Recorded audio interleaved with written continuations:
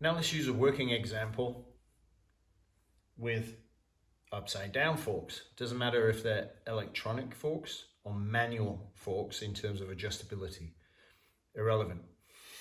But what we do have, instead of the chrome tube being visible up top on telescopic forks, it's down the bottom. So what we need to do is figure out year, make, model, specifications.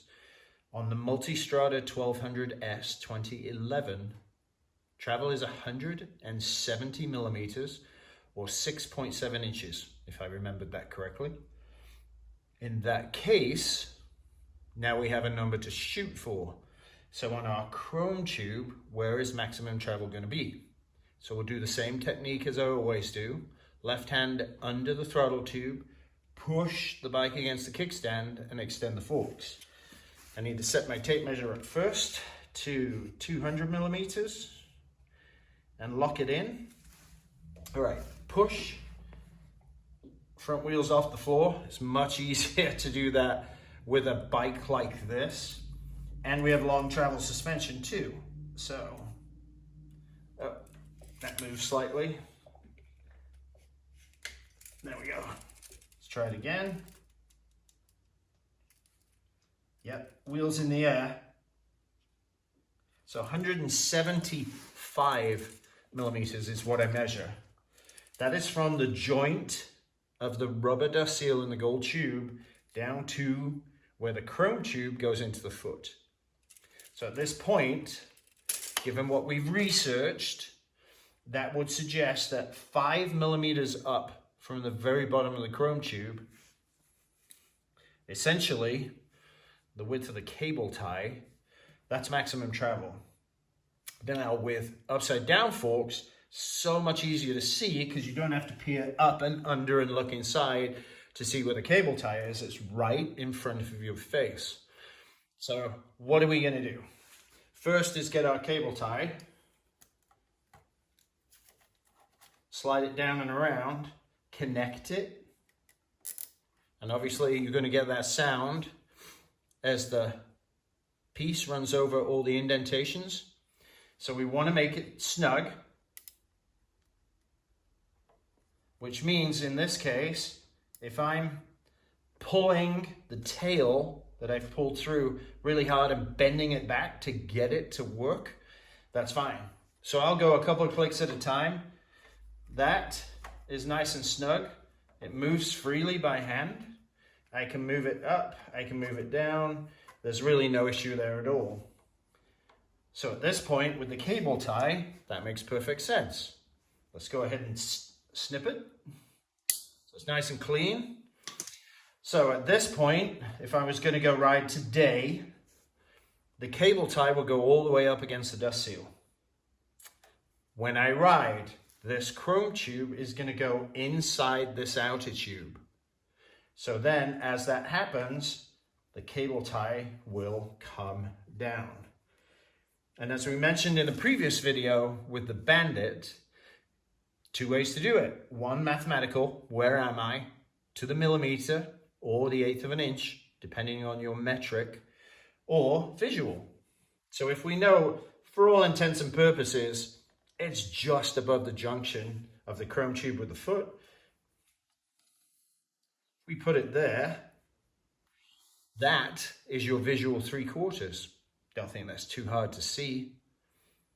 The other part is, how much travel am I using? Well, if we know we're 5 mil off, we can do some math.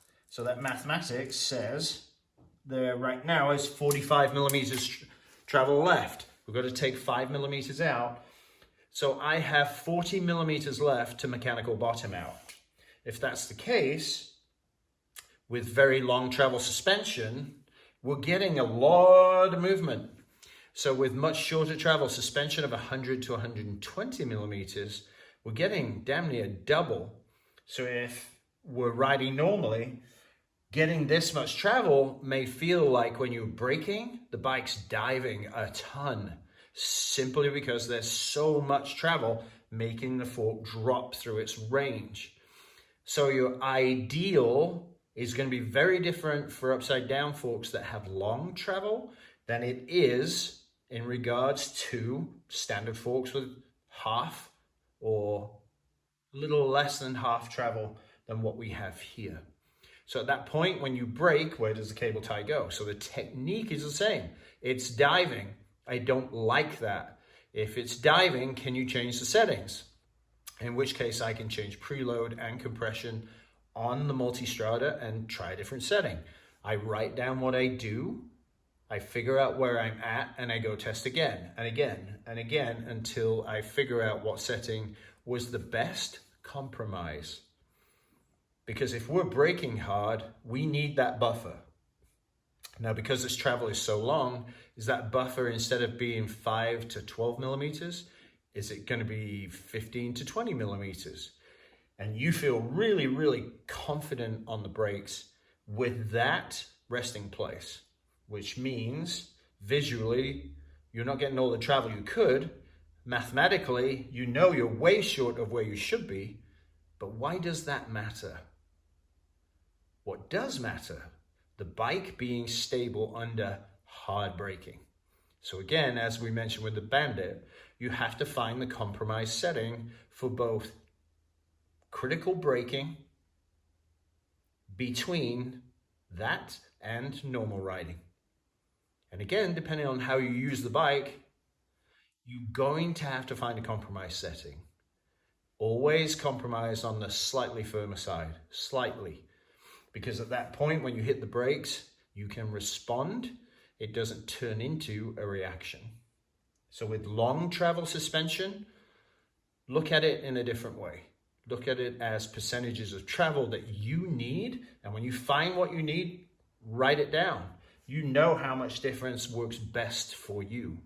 On this bike, because there's so much travel, when I hard brake, I want 35 millimeters left, plus the 5.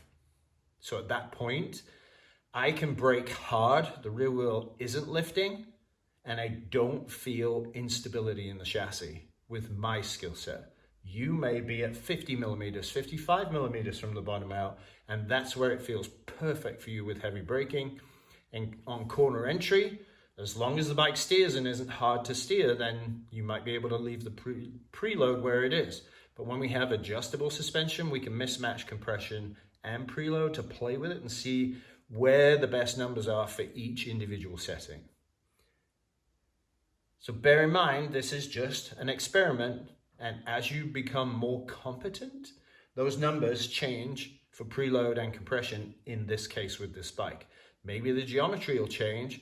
I raise the front end a little bit because I don't want to buy springs. I give it 5 millimeters more height in the front in terms of lifting, which means less fork showing. And all of a sudden I get the best compromise with geometry and preload and compression.